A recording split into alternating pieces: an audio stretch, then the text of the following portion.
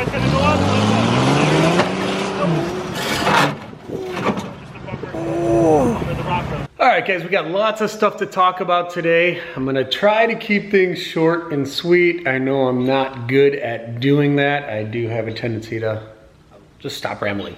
All right, jumping right in. So, we did order a Bronco. The new Bronco was announced this week. Ford did an unveiling on Monday night. Finally, officially unveiled it, and it's sick. They really knocked it out of the park this time. The anticipation has been a long time coming, and they did not disappoint. There's a lot of things I'm excited about, and we'll get into those here in just a minute. I've also going to show you a little bit about our Jeep JK two-door project here. I'll touch on that a little bit too today, but we'll do a whole nother video for that, actually showing off what we've done and what's going on with that. For this video, we're going to talk about what we ordered with the Bronco and why we decided to do it. Before we tell you and before we get into it, go ahead and drop in the comments below what color do you think we're going to go with of the new Broncos. They've got a lot of great colors coming for it, so drop your comment below taking your guess what color we're gonna go with. So here's the thing. We all knew that Bronco was coming straight after the Jeep Wrangler. From every teaser, all the silhouette shots, all the stuff we knew about it, they were gonna be offering it with removable doors, removable tops, everything. I'm sure they've been comparing it and testing it directly against the JL.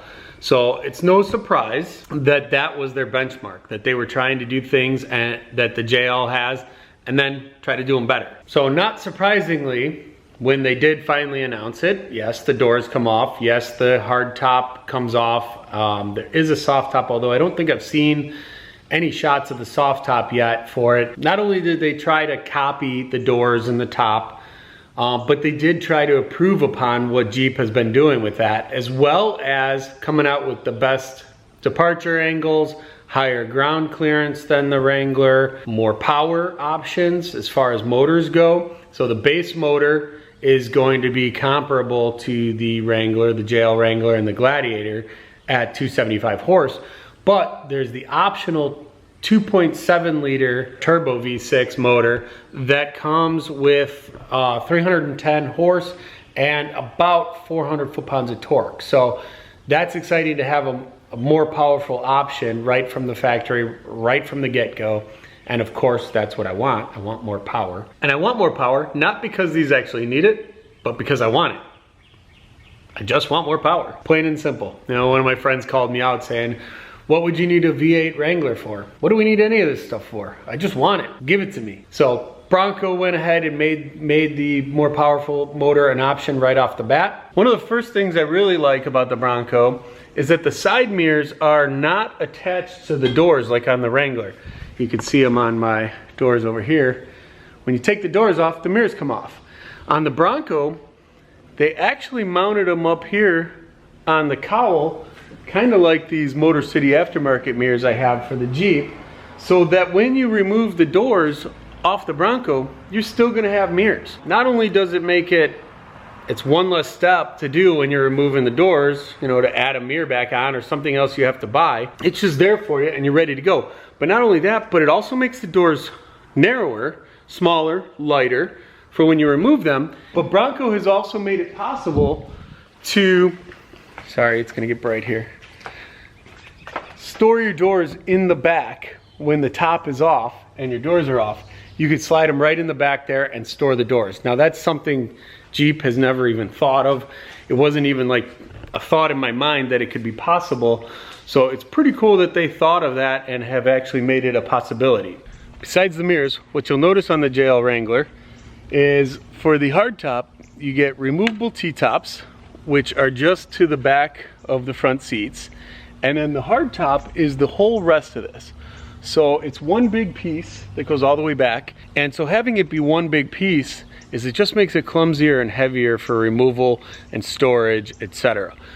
What the Bronco did is they made a second row of Ttops that ends right behind the rear seats, which will allow you to be able to remove the 2 rows of Ttops and have a complete open air experience for all 4 passengers or 5 passengers, and then giving you the ability to remove this back section by itself, which will make it smaller, lighter, and easier to store. So that's another big key thing that I think the Bronco thought of that I don't think it ever crossed Jeep's mind to do something like that. The next big thing that's exciting is that Bronco went ahead and made 35-inch tires a possibility right from the factory. With Jeep, the largest size tire you can currently get from the factory is a 33-inch tire on the Rubicon model, whereas Ford is making the 35s available on any model. I believe it's going to be part of what they're calling the Sasquatch package, which I think is a genius marketing package name. But you're going to be able to get that on any package right out of the box from the factory. You can buy any one of the base Bronco packages and boom, you got 35s ready to go for wheeling. Now, of course, we're still going to probably want to go bigger, but what we're going to try to do for you guys is we're going to keep the Wrangler, make sure we have this at that time, and we're going to keep it running on 35s and stock suspension, so that once we get our hands on the brand new Bronco, we can take them both, we can do side-by-side comparisons, take them wheeling, see how each one does. The Bronco is going to have an independent front suspension, whereas we got the solid axles on the JL, so we're going to be able to see how that matches up. They both do have the sway bar disconnects, etc. on certain packages. So we've got the Rubicon. I think the package from Bronco that's going to most closely match up with this is going to be the Badlands package. We did get our order in, we made the reservation, but when I made the reservation, I ordered the Wild Track package because I thought that was the only way to get the 2.7 liter, the bigger motor. What I found out after the fact is that the Badlands package doesn't come standard with it, but it is an option. So I'm gonna get it switched over to the Badlands package because that's the more off-road capable and ready, whereas the Wild Track package is more for high-speed off-roading. We wanna be able to do rock climbing and crawling and that kind of stuff. So I want that, the more heavy-duty off-roading. And we'll probably add the Sasquatch package because that's what gets you the 35s and all the good stuff. So on top of all that and the amazing technology that they put into this thing with the sway bars being able to disconnect even under load, all sorts of technology and stuff that they really did a great job with. I think they really nailed the appearance of it, giving it that perfect blend of the classic Bronco look and styling with a much more updated and modern look. And for once, I think this is one of the very few times where I think that the actual production model looks better than the original concepts that they did a couple years back. So great job, Ford, bravo. I'm not typically the biggest Ford fan, but I'm really excited about this vehicle.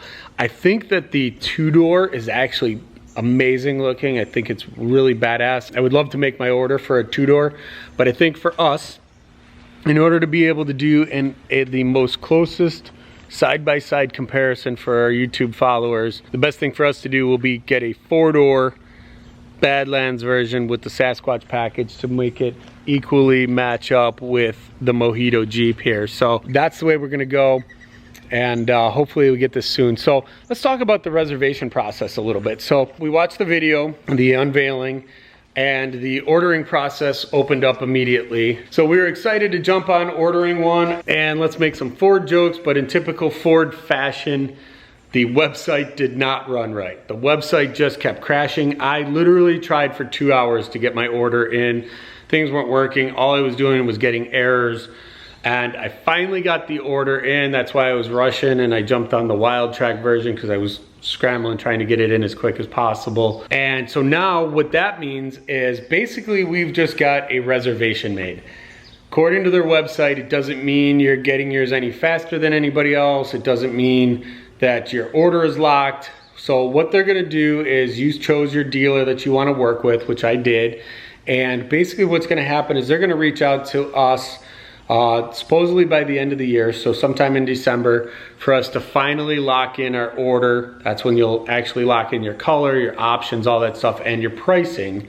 Right now, all we know is the base price. We don't know anything about options and what everything's gonna cost. But at that time, we'll lock it in, and then they're saying late spring, early summer is when they'll actually hit the streets. So the little Bronco Sport is available to order now. That's supposed to hit closer to the end of the year, but I'm not interested in that. I'm interested in the four-door Bronco. So that should be coming hopefully sometime next end of spring, early summer. So we'll be excited waiting for that. And as soon as we get our hands on it, you know, we're gonna start bringing you coverage and doing as much as we can to compare the two vehicles. So again, we wanna know, what do you guys think? What color are we gonna go with? I'll try to put the colors up on the screen here so you can see all the color options, but I have a feeling you guys should be able to guess this one, knowing what we've done color-wise with these things. But give us a guess, make sure you drop it in the comments below.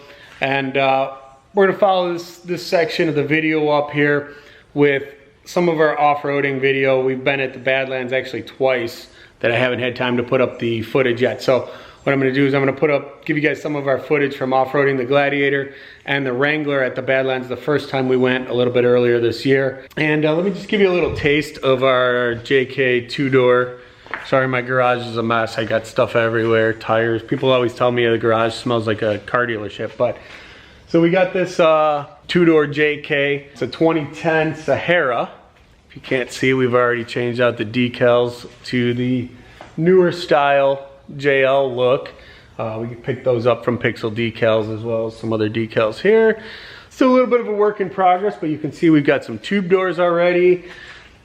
Got the wheels, the 33-inch tires and wheels off of the Mojito Jeep we put on here after we did a little basic lift kit and cleaned this thing up. So just a little taste of that. I'll do a whole nother video talking about that and what we're doing with it. And we've actually already wheeled it, so got some video coming for that soon. So for now, enjoy some of our off-road footage, and we'll see you in the next video. First 80-degree day here in the Midwest, and there is a line as far as I can see in both directions to get in.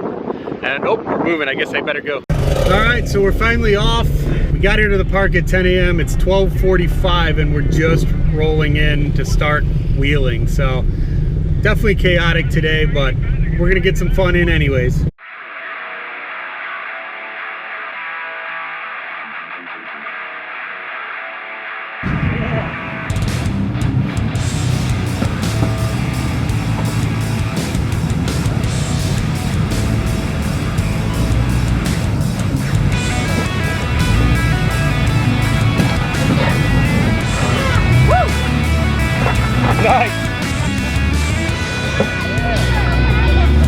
Nice job.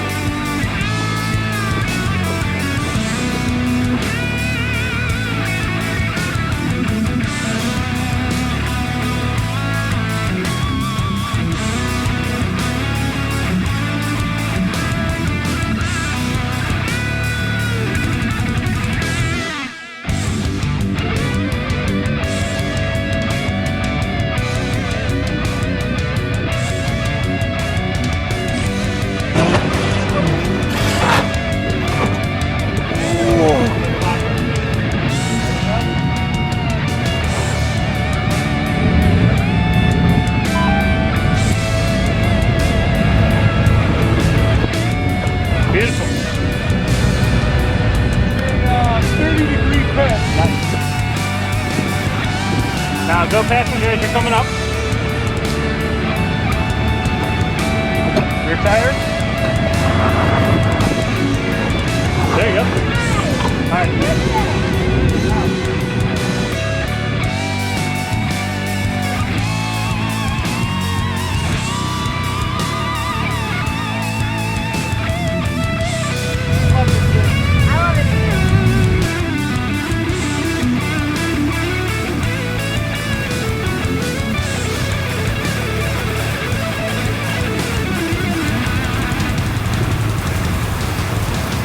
We had a great day. Perfect day. Well, I shouldn't say perfect because we did spend almost 3 hours waiting to get in the park. Yeah, but I think it was fine. She's fixing my hair for me. Yeah, no, he's fine. But no, you know what was nice, I have to say? The Badlands did a really great job. Of course, there was an abundance of people here for obvious reasons.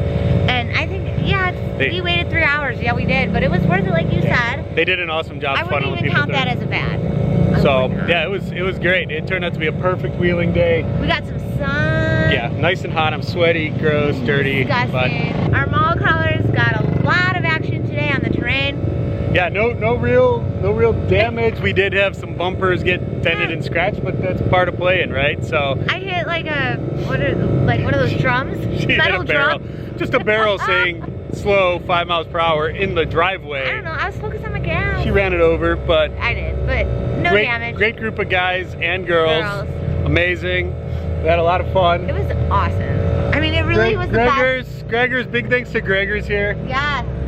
Even though he didn't get to play with his TJ too much. He got to play with all your J's and L's and K's. He rode with us. He was a cameraman, so most of this footage is thanks to Gregor's. Overall, other than Greg not getting a chance to come in close so I can get his phone. Other than Greg not really getting to wheel too much, I think we all had a lot of fun. Yeah. Good day. And should we show our mud masks? Yeah, we're airing up right now. The only damage I got on Neo did get the tow hook and the bumper here, but that's what they're there for. We're airing up with this little compressor. It's taking forever to get to with 40s, but it's doing the job. And then we got the Mojito Jeep loaded up here. And we have a little bumper damage here. They're trying to tell me damage it, but guys, I don't see it, so I think they're covered it in mud. She covered it in mud. Yeah, right. But yeah, it was a good time overall. Thanks for watching. Make sure you subscribe, like, comment below, and get out in this gorgeous weather. Yeah, we'll see you in the next video.